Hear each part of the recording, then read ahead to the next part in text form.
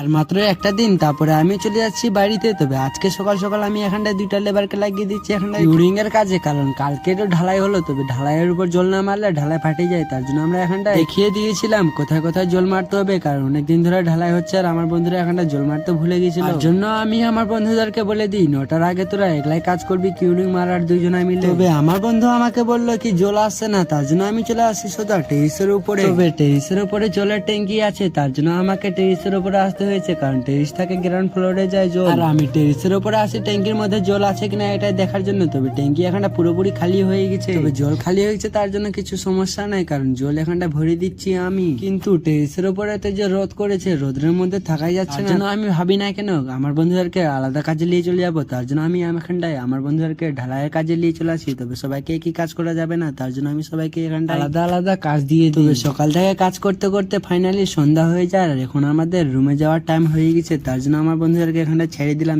ঢালাই পার্টিদেরকে আসলাম আলাদা জায়গায় কাজ দেখার জন্য। তবে এখানটা সবাই কাজ করছে ঠিকঠাক করে। তবে দেখা হচ্ছে তোমাদের সাথে নেক্সট ব্লগে। তোমরা যদি চাও আমার মতন ভিডিও বানাতে, তাহলে আমি তোমাদেরকে সাপোর্ট করবো।